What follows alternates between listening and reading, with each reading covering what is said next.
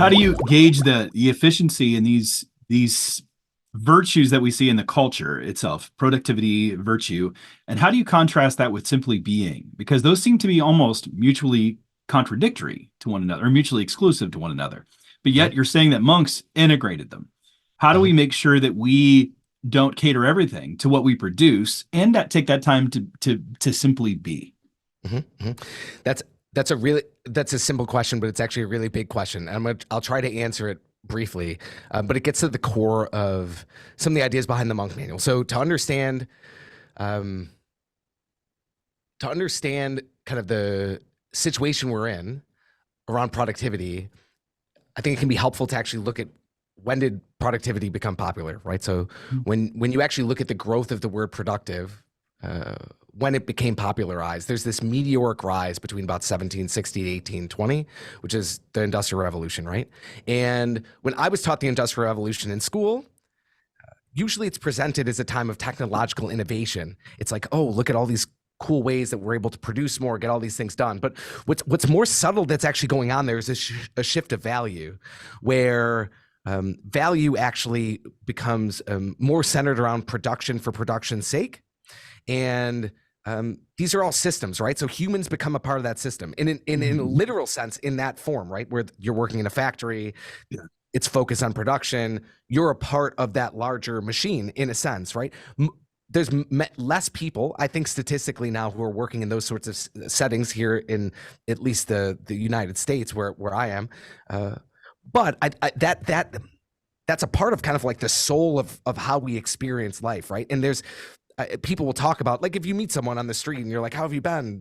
It's not uncommon if it's someone you know for them to say, like, oh, I've been so busy, right? And Yeah. that's almost like a cliche at this point, but it's also the sort of thing where busy is a badge of honor, and I highlight that not so much to speak to something that I think people already do, which is like, that's actually somewhat problematic. I think most of us, when we step back, we think like, oh, we actually don't want to be that busy, but we don't see how kind of how deeply seated this production for production's sake mentality is within us. I would even argue that, and this is something that I don't think is often talked about, but it's even in the way people do ministry, and it's very much so even in the way a lot of times people's own spiritual lives manifest, right? Like the it's just so hard to free ourselves from that mentality. So when I think of being, I don't actually think of being as being opposed per se to doing, because when I talk about being, I don't think about it as, okay, well, being time is when you're going and you're meditating or you're praying or you're surfing on a beach. It's actually a qualitative Mhm. term. It has to do with the degree to which you're actually engaging the present moment as it is, the degree to which you're actually engaging reality. And I would argue God, as God is in reality, revealing aspects of himself through reality.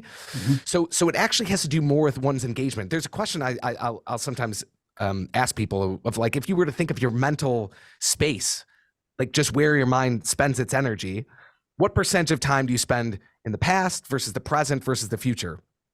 You tend to find a lot of leaders will find that they spend maybe 80% of their time just in the future, right? You find, and that's not specific to leaders, but a lot of times, because I work with entrepreneurs, and that's almost always the case. And that might be kind of archetypically entrepreneurs as well. They're Mhm. more, they just naturally go there. There's other people who spend a lot of their energy in the past. I think the idea is finding, really operating from that place of center in the present moment, in responding, but also fully engaging. So in a sense, the argument I'd make is that in order to fully do, like to actually achieve full being and full doing, they actually have to work together, right? Like if you're actually fully being, then you're actually able to fully do, because you're really enmeshed and engaged in whatever's in front of you. There's a certain height of creative potential that you're realizing in the moment, that otherwise you wouldn't, because I mean, a lot of times, for example, like someone might be there, but they're not really there. They're everywhere except where they are. So are they really doing something, or are they just doing things in their head in some sort of imaginary world?